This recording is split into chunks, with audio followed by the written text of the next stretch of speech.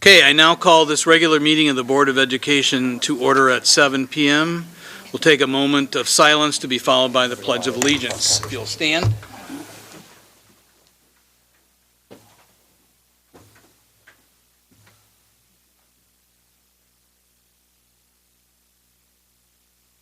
I pledge allegiance to the flag of the United States of America and to the republic for which it stands, one nation, under God, indivisible, with liberty and justice for all. Thank you. Thank you. I'll now ask the coordinator to call the roll. Ms. Jackson? Present. Mr. Rollins? Here. Mr. Scrivano? Here. Mrs. McCulloch? Here. Dr. Harner? Here. Mr. Connor? Here. Mrs. Powers? Here. With 7 present, we have a quorum. Thank you, and I would also like to thank our Auburn and Jefferson AV assistants Sophia Dunn and Andy Rungtakun, who are here tonight helping with the television broadcast on Channel 20. Thank you for being here. We do not have any recognitions for tonight's meeting, and we do not have any public speakers. So I will move right to board comments from board members, if anyone has any. Dr. Harner. I just want to have a profound thank you to the folks at Spring Creek School for allowing me to be their principal for part of the day. It was lots of fun. Saw lots of very good things, spoke with lots of good people, saw a bunch of really good behaved kids that were seemingly having a great day. So I just Great. want to say thanks for that. Wonderful. Thank you for doing that. Any other board member comments? If not, we'll move right into consent portion of our agenda, including the following consent items: the meeting minutes of November 12th, 2014, payroll, accounts payable, purchase orders and travel, recurring contracts for the Illinois Manufacturing Excellence Center, and the amendment to the agreement with GCA Service Group for IFB 14-57 custodial services, and the other consent items including monthly interest investment report, interest transfer from working cash, financial results year-to-date October 2014, resolution to approve the 2014 tax levy, and the Freedom of Information Act log. Is there a motion and a second to approve these consent items? So moved. Moved by Mr. Connor. Second. Second by Mr. Rollins. Any consent items that board members wish to have pulled for separate consideration? Ms. McCulloch? I'm sorry? Did you have one? You know what? Pull the Freedom of Information log, please. Okay. 9E. Mr. Rollins? 9D. D. Okay. Ms. Jackson? 8A. 8A. Okay, I'll have the coordinator then call the roll on the items, consent items not pulled. Ms. Jackson? Yes. Mr. Rollins? Yes. Mr. Scrivano? Yes. Mrs. McCulloch? Yes. Dr. Harner? Yes. Mr. Connor? Yes. Mrs. Powers? Yes. The motion passes unanimously. Okay, I'll now take a motion and a second to approve item 8A, which is the IMEC, Illinois Manufacturing Excellence Center agreement. So moved. Moved by Mr. Connor. Second by Mr. Rollins. Questions or discussions? Ms. Jackson. I need a refresher on what this is for. I think this is Mr. Weisman, right? Yes. Okay. This is the IMEC contract. We've been working with Illinois Manufacturing. This is an Illinois manufacturing company. They work primarily with manufacturing organizations. They work on process improvements and finding efficiencies in organizations. This is the 3rd year that we've partnered with IMEC. They run through Northern Illinois University, and part of IMEC is the Illinois Performance Excellence Program in Illinois, or the Baldrige Program in Illinois. So they really focus on, as an extension of NIU, improving efficiencies and aligning organizations. For the last 2 years, this is the 3rd year we've used them. For the last 2 years, we've used them for specific process improvement projects where we're looking on improved efficiencies. Our first project was an improvement in payroll processes. We've used them with our new registration process for last year. This upcoming year, our big project's really going to be looking at summer construction and improving the workflows in summer construction. We're also looking at our textbook ordering and tracking systems in the district. So this is individuals who have Six Sigma certifications, Lean certifications, and work on process improvements throughout Northern Illinois. And we bring them in, have brought them in the past to help us with our PI projects. Okay, so there's been no change as far as the dollar amount? No, we increased the dollar amount. I believe the last 2 years we've had a contract with them for $35,000. We increased the dollar amount to $50,000 this year just so we could get some more time with them and also include some professional development with that. We haven't included professional development for staff in that, and so the extra time mostly will be allocated towards professional development so we can increase our internal capacity. We also, overall, we've been doing more professional development in this area overall as a district. For example, we had a team go through Greenbelt, Six Sigma Greenbelt training recently just to improve our internal capacity. And then it says the effective date is September 30, 2014 through to September 30, 2015. Is that correct? September 30, 2014. That sounds, if that's what it says, that's what it is. That probably has to do with the quote that they gave us, and the quote was effective in September, I would imagine. Any other questions? Now I'll have the coordinator call the roll on the approval of item 8A, IMEC contract. Mr. Rollins? Yes. Mr. Scrivano? Yes. Mrs. McCulloch? Yes. Dr. Harner? Yes. Mr. Connor? Yes. Mrs. Powers? Yes. Ms. Jackson? No. The motion passes with 6 yeses and 1 no. Thank you. And I'll take a motion and a second to approve item 9D, which is the resolution to approve the 2014 tax levies. So moved. So moved. Second. Moved by Mr. Rollins, second by Mr. Connor. Any questions or discussion? Mr. Rollins. I just thought we should do this publicly. I wanted to just ask Mr. Lewis to confirm my understanding. The levy actually crosses our budget years, so half of this levy, I think, is going to apply to this current budget year, half of it will apply to the next budget year. But it's my understanding that even though we would be legally entitled to increase our levy by CPI, that we have not done that, and that in this levy, they're holding the levy flat. Is that correct? We are absolutely holding the levy flat, Board Member Rollins, and the budget that we are living in right now, which is fiscal year 2015, was designed around our anticipating not taking the CPI increase. And how many years in a row have we not taken that CPI increase? This will be our 3rd consecutive year. Just as a comment, there's nobody here, but maybe somebody's listening on Channel 20. Well, there's a few people out there. Okay. I didn't mean nobody. Okay. There are important people sitting here, but hopefully there are important people watching as well. Okay. I continue to run into the attitude that everybody's upset about their tax rate, and most people seem to blame the school district for that. And so, I want to take the opportunity to share some information. We are not the highest tax rate for a school district in Winnebago County. And the ones that are lower than us aren't very much lower than us. But one of the problems that we have that we're living with is that while we get, for the average taxpayer, we get about 51 to 52% of their property taxes in Rockford. For the surrounding school districts, they get anywhere from 69 to 72% of their property taxes. And so one of the reasons that we've got a problem with the tax rate, or the tax rate is so high, or people perceive the tax rate to be so high, has to do with other taxing bodies. And there has been a lot of discussion about this in the paper recently, and a number of columns encouraging different taxing bodies to hold the line on their levies. I'm encouraged to see that other taxing bodies are starting to listen to that. This is the 3rd year in a row that we've held the line on our tax levy, and not only held the line, but we gave back about $15 to $16 million. We are taxing people, our levy is actually at the same level that it was in 2007. We can't do that forever.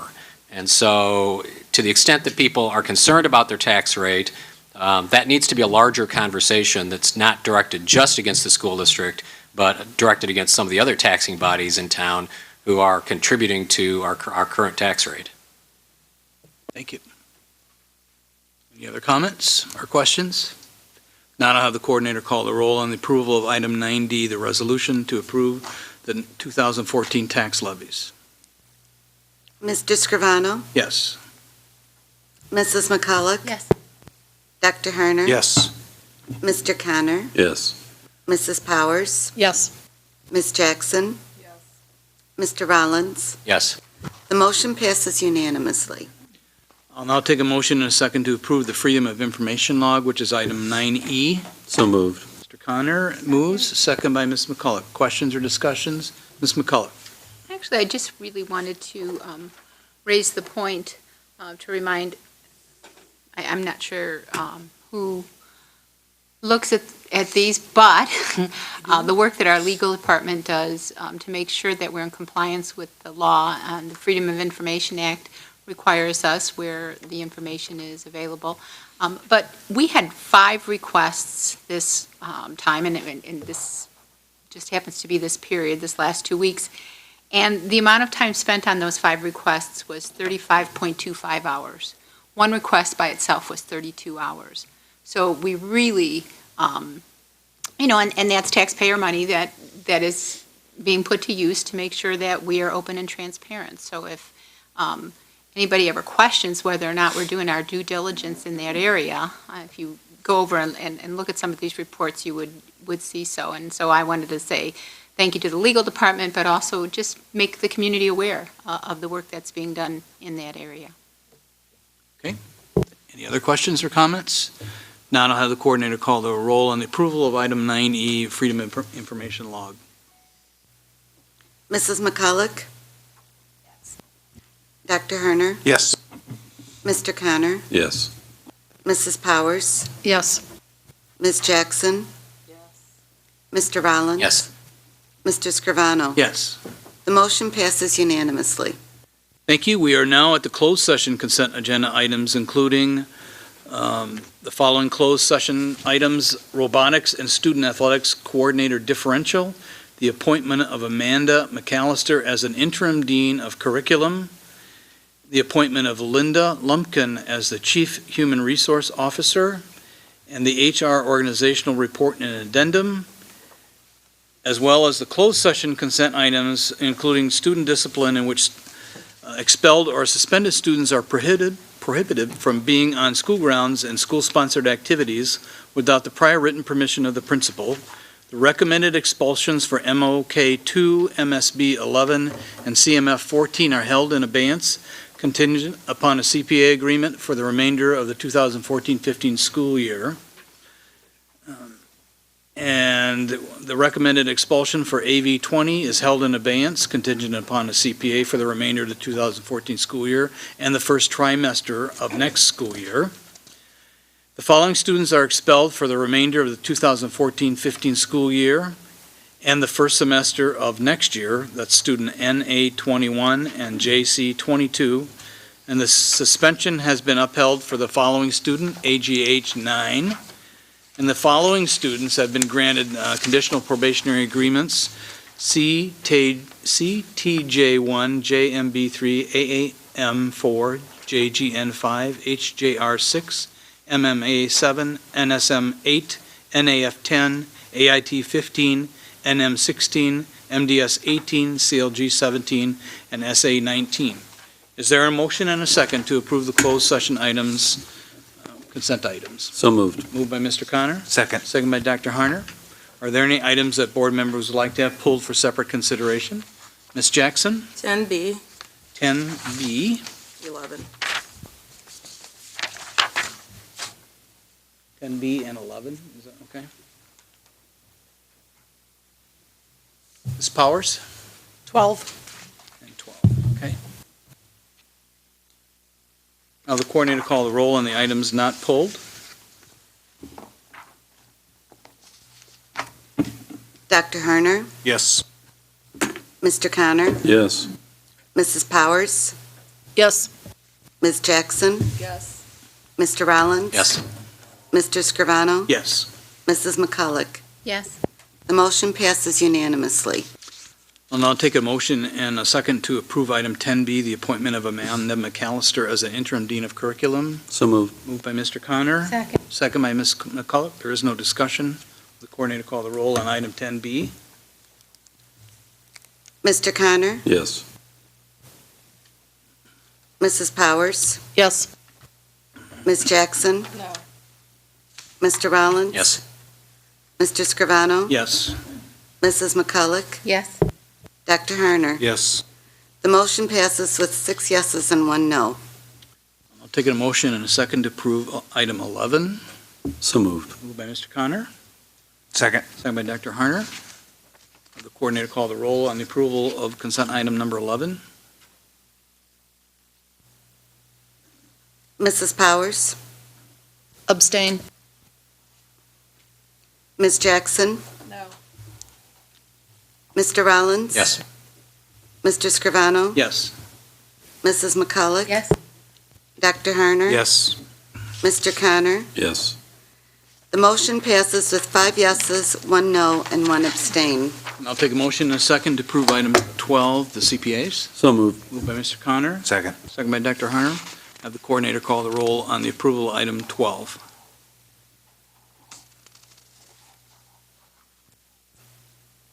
Ms. Jackson? Yes. Mr. Rollins? Yes. Mr. Scrivano? Yes. Mrs. McCulloch? Yes. Dr. Harner? Yes. Mr. Connor?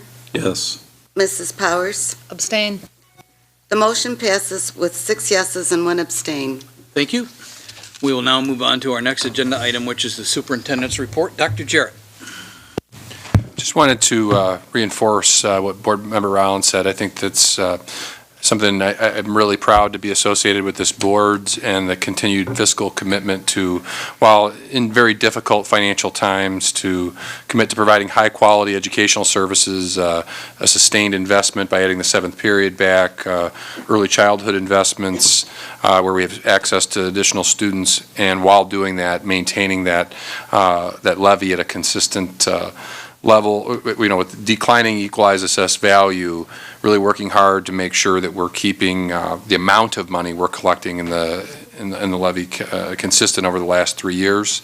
And I think it's something we're going to really work hard as a leadership team to make sure we are maximizing those resources, because we are committed to providing great educational services while at the same time doing so in a way that creates a climate where we can continue to grow the local economy and make sure it's an affordable place to live. And we know that it's a precarious balance, and I certainly appreciated those comments, and we want to do everything we can as an administrative team to support the board in this area. I think this is a really strong area of leadership for this board.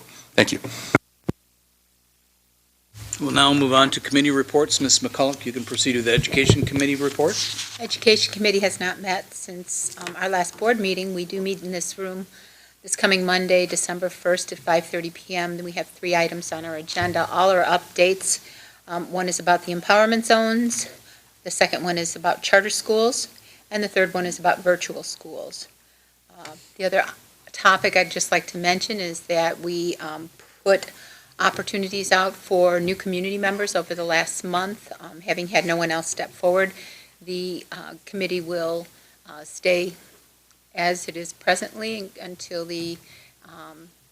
probably the next May, after the next set of elections. So, thank you. Okay. That ends my report. Mr. Rollins, in the Operations Committee report. The Operations Committee has not met. I would also mention that we did open the opportunities for people to apply to be community members on the Operations Committee. The only 4 people who applied were the people who are actually still on the Operations Committee, so we'll continue with the same members again. And we will be meeting here Tuesday at 5:30 on December 2nd, Tuesday, December 2nd. Very good. In our newest committee, Dr. Harner, the Facilities Plan Oversight Committee report. The Facilities Plan Oversight Committee met a week ago, and we had a very nice meeting. We had previously identified 8 key categories to monitor over the course of the facilities thing. Those kind of got then grouped into 4 categories. Some of the things got combined. Committee members were identified, and we all took to be on one of the 4 groupings. We also discussed reports, and we will be reviewing reports at the next meeting, as well as finalizing metrics to measure the outcomes and success of the ongoing implementation of the plan. We had a very good, robust dialogue at the meeting, and the next meeting will be Tuesday, December 16th, 7 PM. Superintendent's Conference Room. Thank you. Okay, we are now on to the action items for tonight's meeting. The first action item is the Chartwell Agency that was presented by Mr. Dotson. Is there a motion and a second to approve the Chartwell Agency contract? So moved. Moved by Mr. Connor. Second. Second by Dr. Harner. Any discussion or questions? Now to have the coordinator call the roll on approval of item 15A, the Chartwell Agency contract. Mr. Rollins, Yes. Mr. Scrivano, Yes. Mrs. McCulloch, Yes. Dr. Harner, Yes. Mr. Connor, Yes. Mrs. Powers,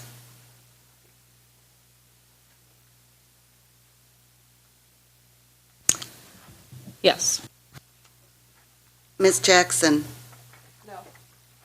The motion passes with 6 yeses and 1 no. Okay, we are now on to new business and other business.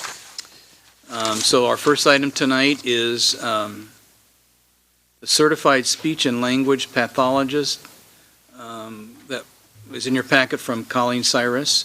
The administration has requested that the board suspend the rules to consider this item for approval. So I guess at this time I will ask for a motion and a second to suspend the rules to consider the certified speech SLP. So move to suspend the rules. Moved by Ms. Second. McCulloch. Is there a second? Second. Second by Mr. Rollins. Any questions on that? No? Okay, have the coordinator call the roll on the motion to suspend the rules. Mr. Scrivano, Yes.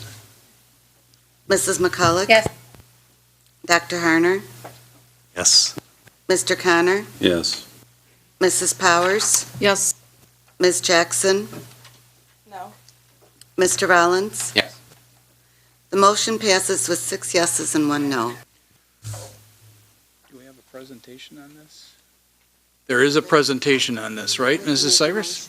We need a motion. I'll take a motion first to So approve. moved. Moved by Second. Mr. Rollins and a second by Mrs. Powers.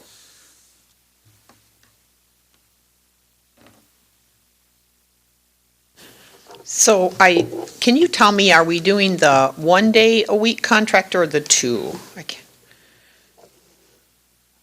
I think A, are you doing A? A. All right, thank you. So what you have in front of you is a contract for a speech and language pathologist that is working 2 days a week in the district. And we asked to suspend the rules so that services could begin as quickly as possible. This particular person will start in some of the buildings that are currently uncovered. If you have any questions. Can you tell us what our current vacancy rate is for SLPs? If these 2 vacancies go through, if these 2 contracts go through, we would have 9 vacancies left. I have 1 speech and language pathologist that lives currently in Beloit, and we're waiting for her certification to go through Illinois. So that would make a district employee, and it would take the vacancies to 8. Continue to work with 4 contracted agencies to seek contracted speech therapists wherever we can find them. Mr. Connor? So if I remember correctly, this is one of those ongoing issues, and I don't want to hold us up tonight, but can I assume that we've got at least some plans on a longer range filling of these, what seem to be ongoing openings? You know, I wish I could stand up here and tell you we had a great plan, but this is a national shortage, and Sure. most districts around us have vacancies, so yes, we are recruiting as hard and as quickly as we can. You know, I don't know if HR has anything to add, but the reality is, unless the university approves additional candidates to go through their program, we're going to continue to have vacancies for a few years. Hopefully not 11. That would be. Any other questions? Not that I'll have the coordinator call the roll on the approval of item 16A. Mrs. McCulloch? Yes. Dr. Harner? Yes.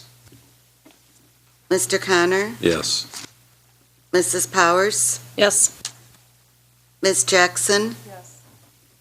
Mr. Rollins? Yes. Mr. Scrivano? Yes. The motion passes unanimously. Okay, item 16B is another certified speech and language pathologist contract. Is there a motion and a second to suspend the rules for the board to consider this contract? So moved. Mrs. McCulloch moves, Second. second by Mr. Connor. You want to present this one? Oh, and now I need a motion? No, we have to make a vote. We have to call the roll. I was jumping ahead. I need a roll call to approve the motion to go into, to approve, to suspend the rules. Yeah, whatever. Are we ready? Yes. Dr. Harner? Yes. Mr. Connor? Yes. Mrs. Powers? Yes. Ms. Jackson? No. Mr. Rollins? Yes. Mr. Scrivano? Yes. Mrs. McCulloch? Yes. The motion passes with 6 yeses and 1 no. All right, now I'll take a motion and a second to approve the contract for the SLPHM. So Mrs. moved. Powers moves, Second. second by Dr. Harner. You could present this one now. This particular contract is for 1 day a week. It is currently a speech and language pathologist that is working in another agency in the community. Mr. Connor, I did think of one of our greatest recruiting efforts is our interns, and we have 2 interns currently working. So we're hoping that through that outreach to the universities that we fill some of the positions. But this is an individual's contract for 1 day per week. Any other questions? Ms. McCulloch? You won't be surprised by my question.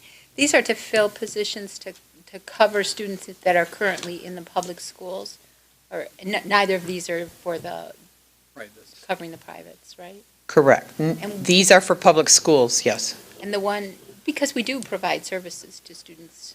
We're required to. Yeah, by law, absolutely, absolutely, no problem. Yes. And was this the one with bilingual? Or was the other one? Neither of these are. Neither of them? Right. Because that would be really hard to fill. We do have a bilingual speech and language therapist that will be returning after the Thanksgiving break, picking up 2 days. Because I thought that was an issue too. All right, thank you. Okay, I'll have the coordinator call the roll on the approval of item 16B. Mr. Connor? Yes. Mrs. Powers? Yes. Ms. Jackson? Mr. Rollins? Yes. Mr. Scrivano? Abstain. Mrs. McCulloch? Yes. Dr. Harner? Yes. The motion passes with 5 yeses, 1 absent from the vote, and 1 abstain. Thank you. We'll move on to item 16C, which is the stop-loss contract. Ms. Gasaway is going to present that. I will be presenting that, Mr. President. Okay. The administration is recommending entering into a 1-year agreement for the administration of the district's health insurance stop-loss policy. We are recommending that we go with Voya Reliastar Life Insurance Company. For those of you that don't recognize that name, you might have recognized their former name of ING. And we are moving from a specific deductible of $295,000 to a specific deductible of $325,000 per year. The cost will remain flat year over year as we move from Sun Life into Voya Reliastar Life. Is there any discussion? Not, this will be presented at our December 9th board meeting for a vote. Our next item is 16D, which is administration recommendation regarding the sale of bonds. Mr. Lewis, I believe you're presenting this one. Yes, so, of course, a great deal of discussion took place at the last operations committee and at the last board meeting that I was not able to attend. And what the administration decided to do is to memorialize our official recommendation to sell the remaining $39 million by way of bringing that to the board as our recommendation. The cash flow that Mr. Schmitz provided suggests that we will, in fact, need those $39 million of additional bonds in terms of the cash in hand, as well as I'm trying to hedge us internally and externally about risk. Risk associated with interest rate pressures, risk associated with our current excellent bond rating, and of course maintaining that while living in the state of Illinois. And I just think that it's the most prudent thing to do as an administration at this time. And I'll yield for any questions. Any questions or discussion?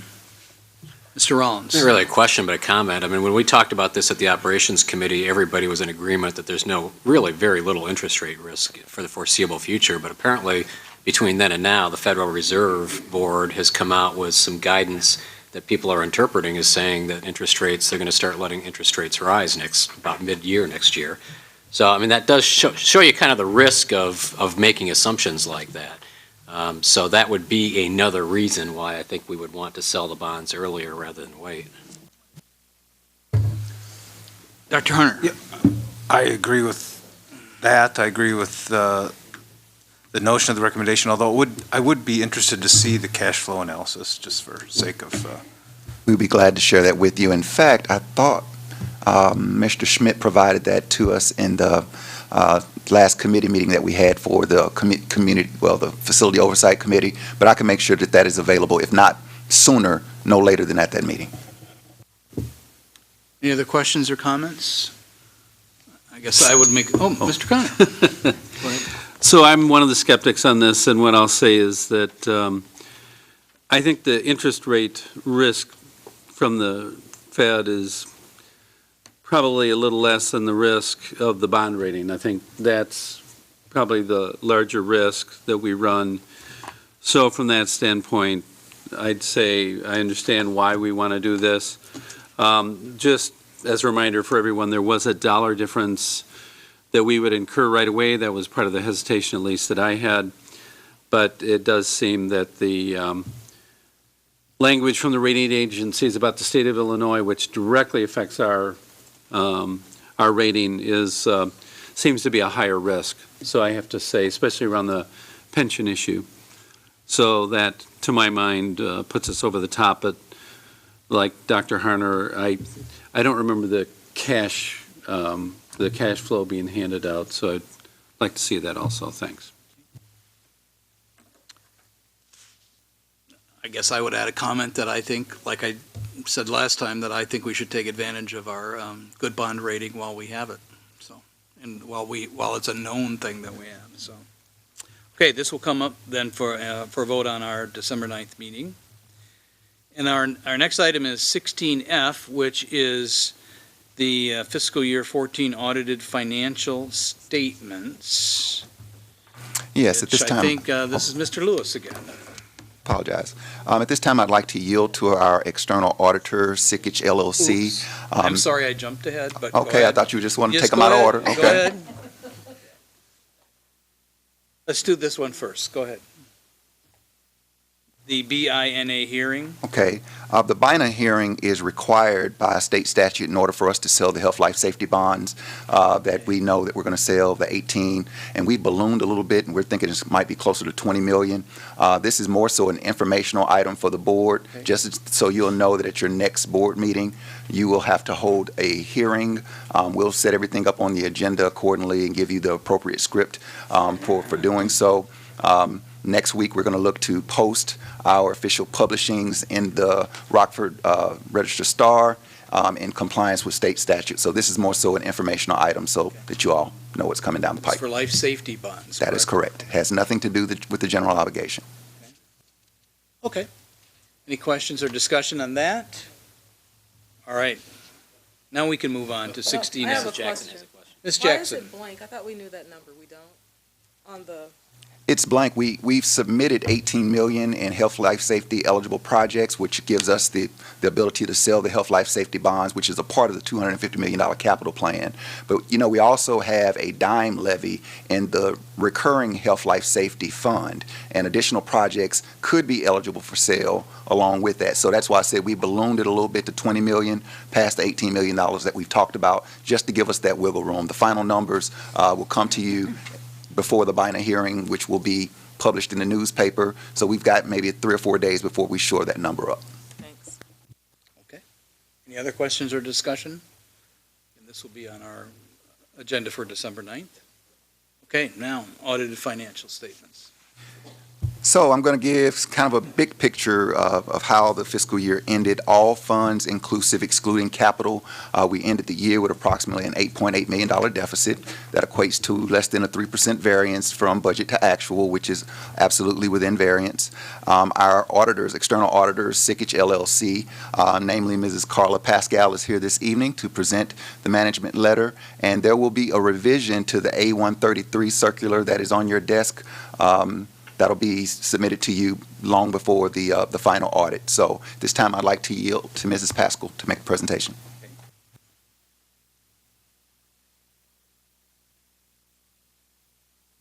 Thank you for being here, and I'll have you turn the microphone on there. There we go. I believe you were just given 2 documents tonight, the one being the comprehensive annual financial report, which is the larger of the 2 documents, and then the other document is our required board communication that has a black cover. I'm just going to highlight a few items in each report and then open it up to any questions that you might have.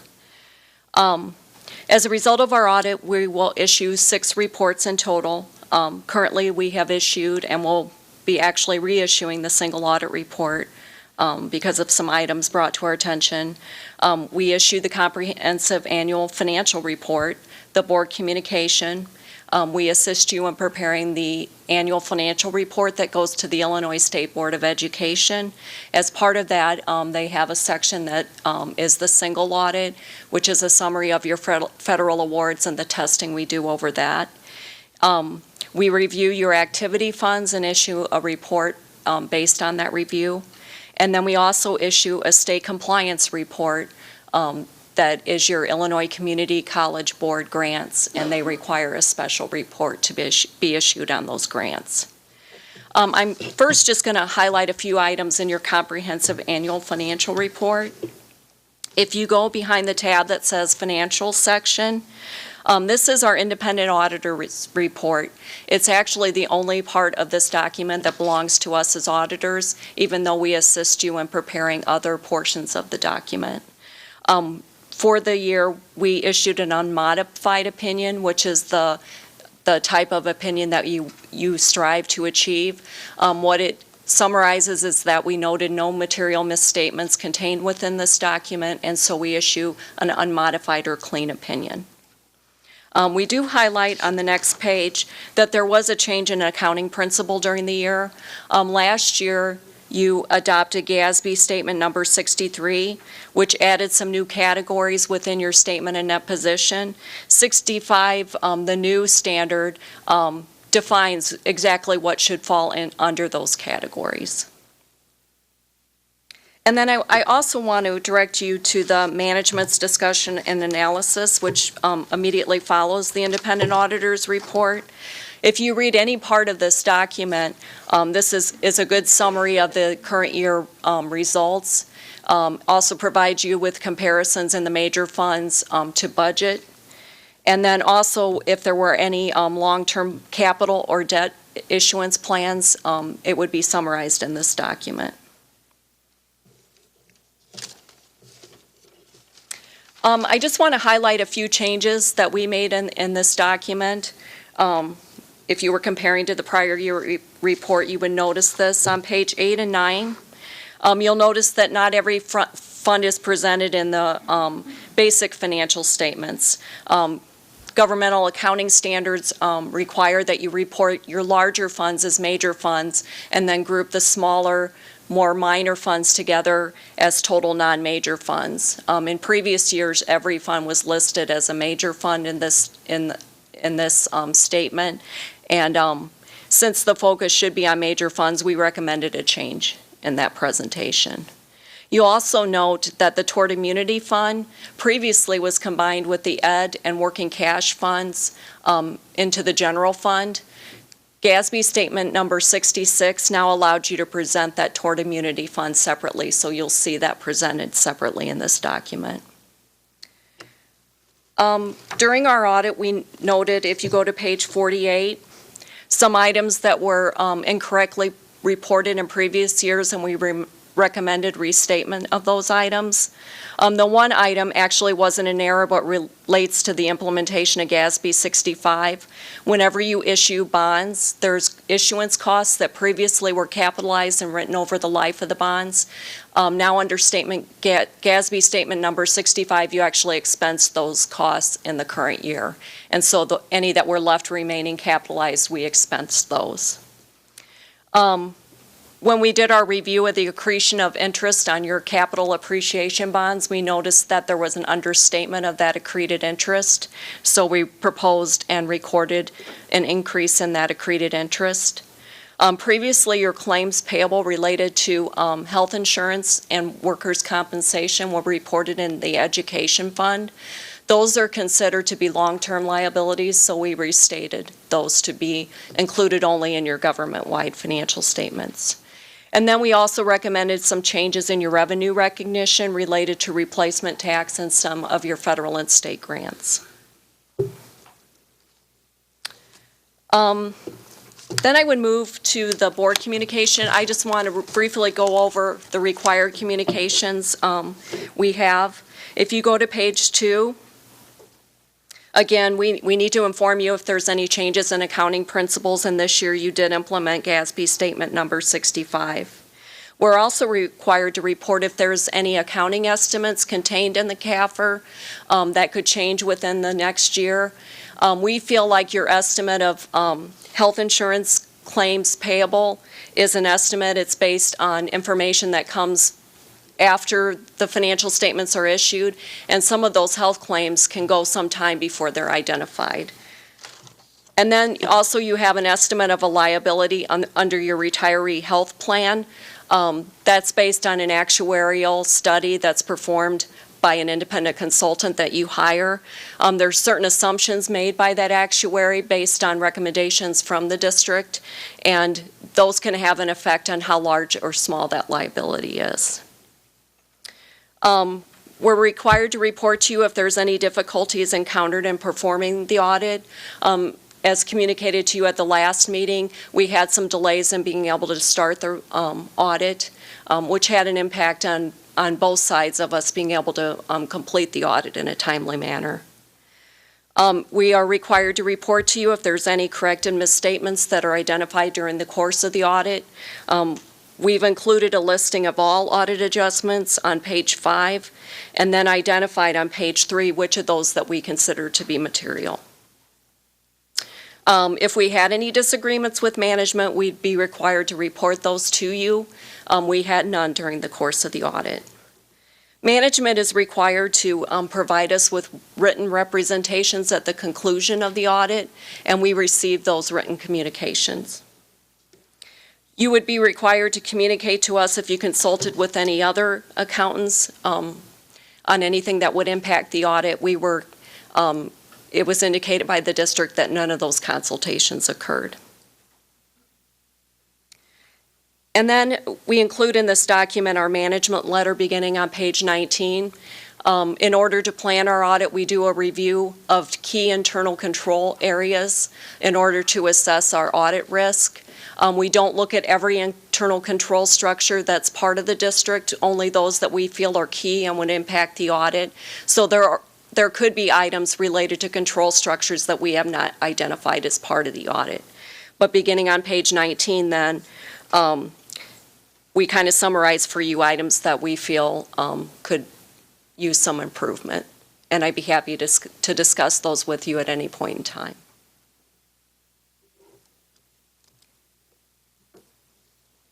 I would open it up to any questions that anybody would have for me. Yeah. Mr. Rollins. Lots of questions. So you've indicated that we have a $8.8 million deficit, and I guess the first question I've got is, where in here can I find the consolidated statements that actually show that?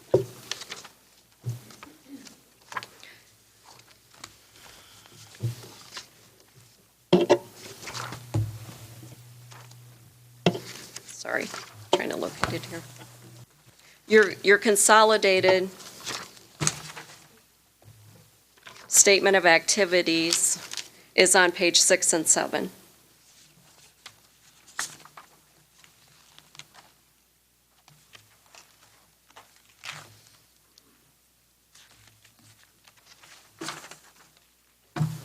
And where is the $8.8 million deficit on pages 6 and 7? And that's going to lend to, and by all means, correct me if I'm wrong, that's going to lend to the restatement that she was making surrounding the tort funds and how the tort funds are not categorized as they're presented right here. So currently, I think you're showing a $5.2 million deficit, but that's going to be adjusted to an $8.8 million deficit? No, we actually show a consolidated deficit of $25,935. That's this number here. Right, that includes your capital projects. I believe Mr. Lewis is just looking at your operating funds. And there aren't any statements contained. You'd have to do some calculations in order to just combine all the operating statements together.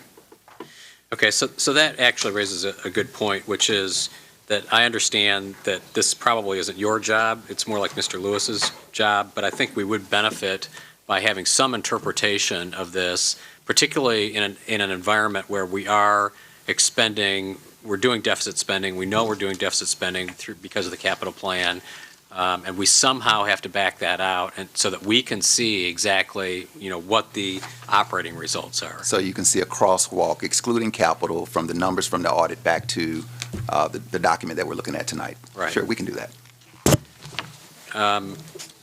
By fund. And consolidated. Yeah, we'd like to see it by fund and consolidated.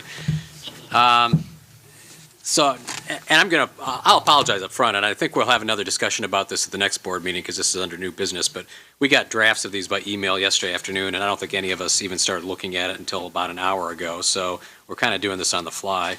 But I do have some other questions. So on page MD and 8.7, it indicates property taxes were 5.2 million lower in 2014 as a result of a decrease in the 2013 levy. I thought we've kept our levy the same, so why would the levy actually decrease by 5.2 million? Well, MD and 8.7. It's the very first line.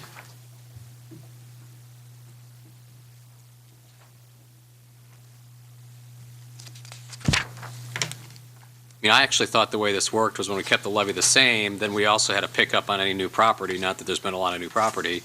But so I'm I'm curious why we would get $5.2 million less if we kept our levy the same. All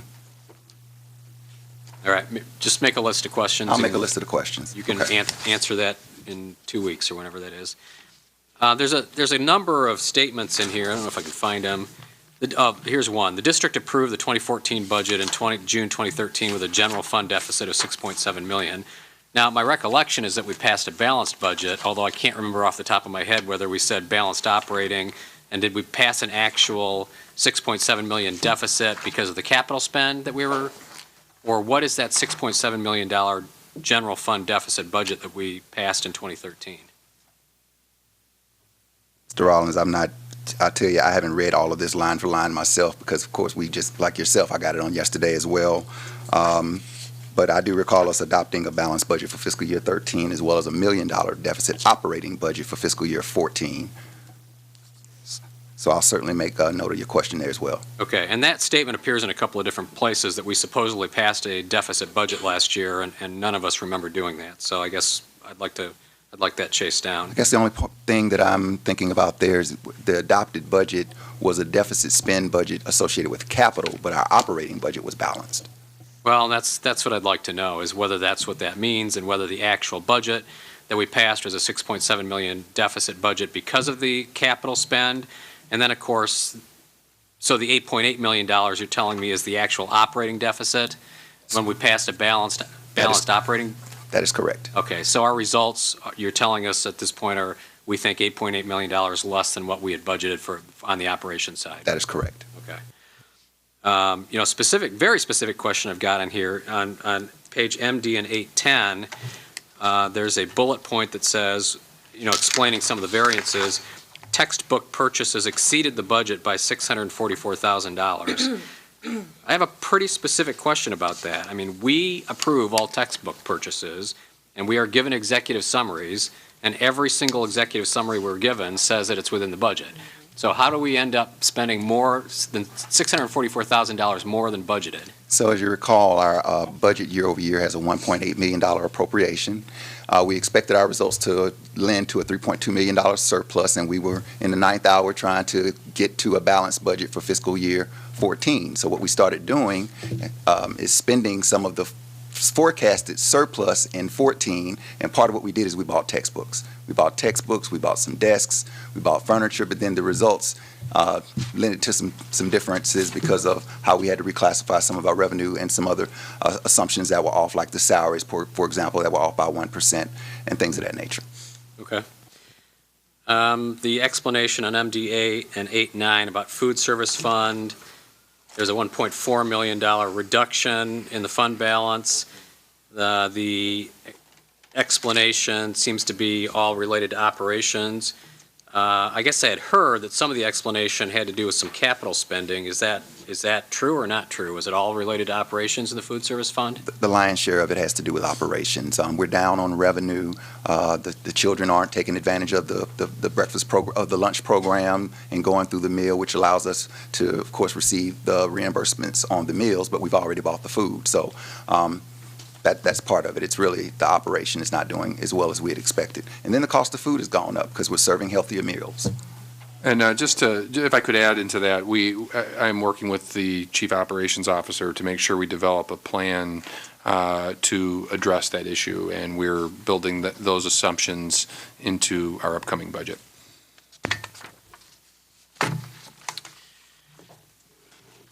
And then, I think this has to do with what we report to the state, the part that we actually have to report to the state, our deficit annual financial report, AFR summary information, which is on page 36. That's where I was trying to chase down what the deficit was. And here the deficit looks like $5.278 million. Is that because that does not include all of our funds? That's correct.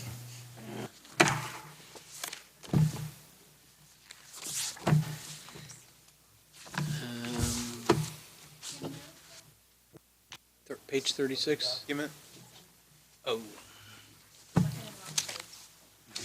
This document. On the last page.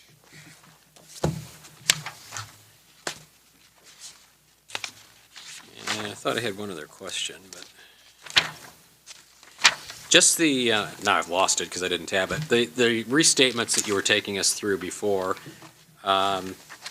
that looked like it added about $6 million to the deficit. And that was the recharacterization or not allowing us to take the fourth quarter CPPRT in this fiscal year, the acceleration of the bond expenses and the, whatever that interest point was. That was Right. about 6 million. So of the $8.8 million deficit, 6 million of that is attributable to those three recharacterizations? Is that included in your summary? 2.6 for the bonds that we sold, the 100 million in bond sales, then we expended on our residential tuition. I think that was 1.6. It was a restatement of the CPPRT, and we overshot salaries by 1%, and that lended to about 1.7 million. Just a second.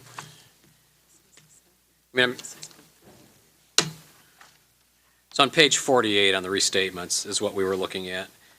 The governmental activities column really doesn't look at individual funds. It's a consolidated statement in the front. Yep, I understand So that. the operations, like your general fund, would be a increase of 2.8 million. Operations was a decrease of 2.7 on page 49. And then your tort immunity fund was an increase of 2.9 million.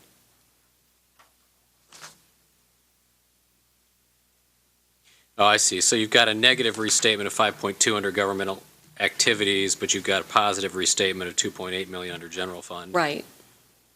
And then a negative restatement of 2.6 million under the operations fund, Right. but a positive 2.8 under the non-major. Last two sort of wipe each other out.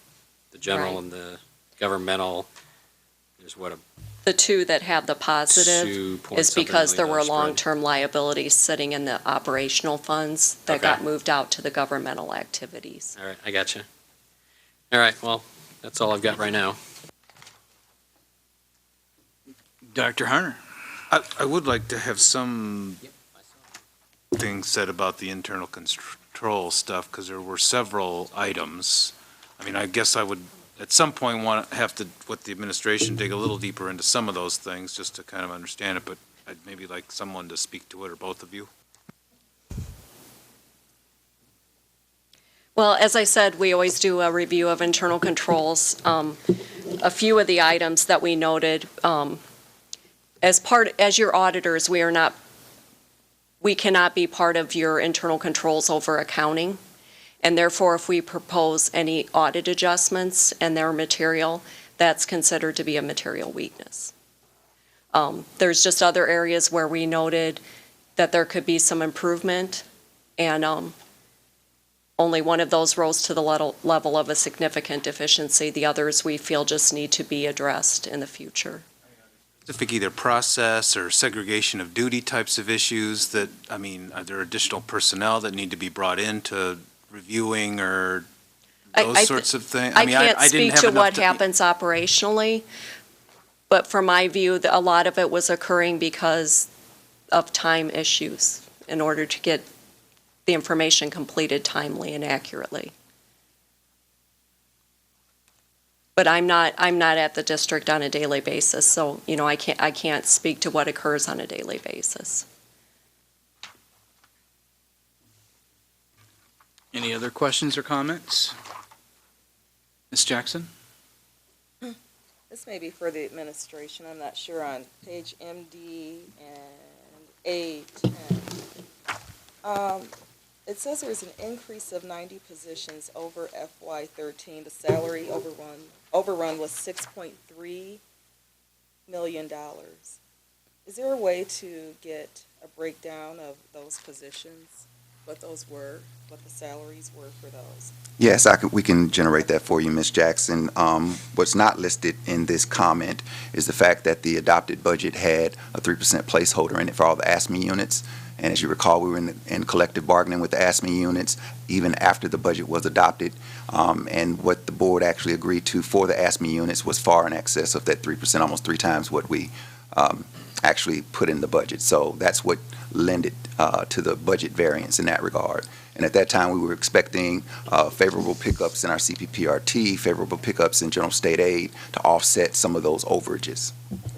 Okay, and then when it talks about professional services for grants, give me an example of what that is. What is that? Apologize, I couldn't hear you. The professional services for grants, what are those? Those would be a number of the contracts that come before the board. Okay.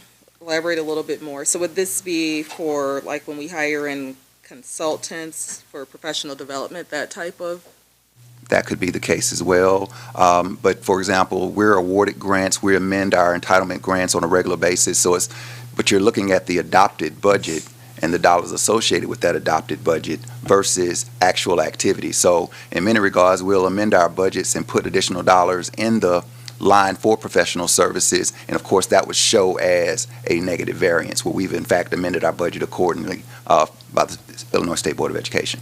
Okay, and so then is it possible then to get a breakdown of these different things on this line? So it talks about professional services for grants, nurses, speech and language specialists exceeded our budget by $4.1 million. Yes, we can provide that for you. And then I have a question on, it's the smaller handout that we got. It's page 31. And it's a report on shared services or outsourcing.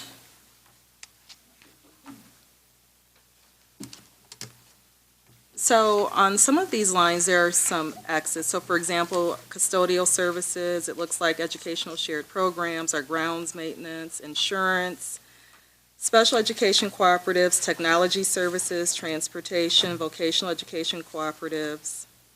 Can you explain that there are X's all the way across? I'm going to have to go grab that reporting. Page you on, Ms. Jackson? 31.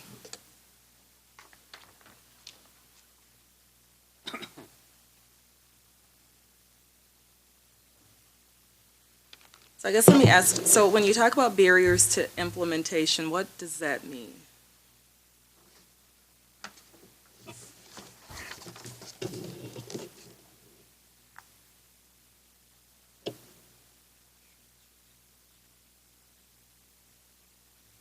I believe isn't that a management prepared document? These are contracts that, of course, that we are known, that have been outsourced here in the district, and we're required by state statute to provide this as a part of our annual financial report to the State Board of Education. So these are the only areas that are qualified, if you will, as outsourced. Pleasure. So barriers to implementation means what? That's checked on these. So it's prior fiscal year, there's an X, current fiscal year, next fiscal year, and is that, and then I see barriers to implementation. So what exactly does this page mean then?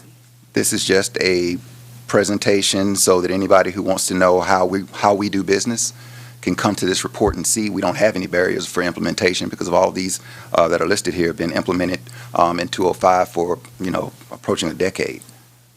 So we have no barriers for implementation. Okay, when it says indicate an X if a deficit reduction plan is required for the annual budget, that's not what those X's mean? No. No. Okay.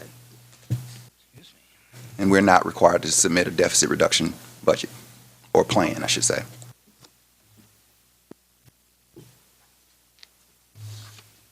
Mr. Rollins? Yeah, one other question, maybe the only one. So on page MD and 810, it says that special education instructional tuition exceeded budget by 1.2 million. But I do see that special education state grants were $2.9 million higher than planned. Did we have a net loss on the budget for the special education piece of it, or was that actually covered by the state grants? No, the special education budget has ran a deficit for many years, which is why you have to consolidate 10 and 17 together to get a true sense of operation. So in our budget design, for example, our general state aid is all in our Fund 10 budget. None of our general state aid money is allocated to Fund 17 because at the end of the year, they're going to be collapsed into one fund for review by the State Board of Education. So the more specific question, though, here is my understanding, at least I thought that 1.2 million had to do with residential day placement that we had. That's correct. In excess of $1.2 million more than we had budgeted. And I guess my question is whether or not that any of that $2.9 million higher state education grants paid for any of that, or whether that all came out of our pockets. It came out of our pockets. What we're facing with the residential placement piece is even for the current fiscal year, we've increased appropriations, but we have no idea who's going to show up at our doorsteps that we have to service and have to place in residential day, which would be far cheaper than us trying to service the student in-house. We just don't know. but we are reimbursed a substantial part of the expense associated with residential placement. Last year, we've received all 4 quarters of our reimbursement from the state.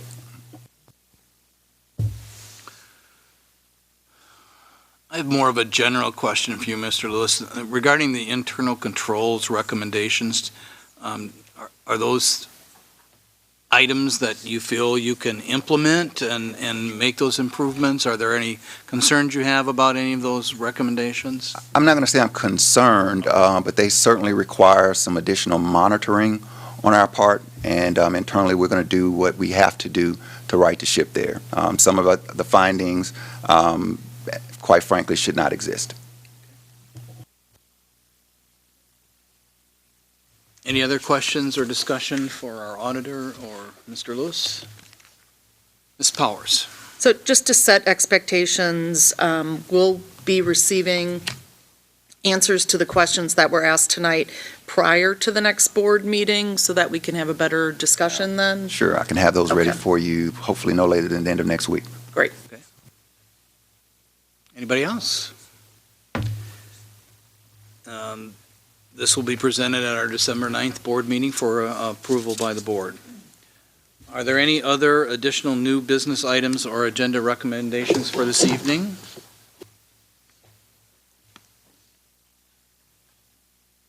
Seeing none, I'll ask for a So motion to moved. adjourn. Oh, you I got waited. beat. I Mrs. waited for Powers. both y'all, and All those in favor say aye. Opposed, same sign. We are adjourned at 8:06 PM. Next board meeting is December 9th.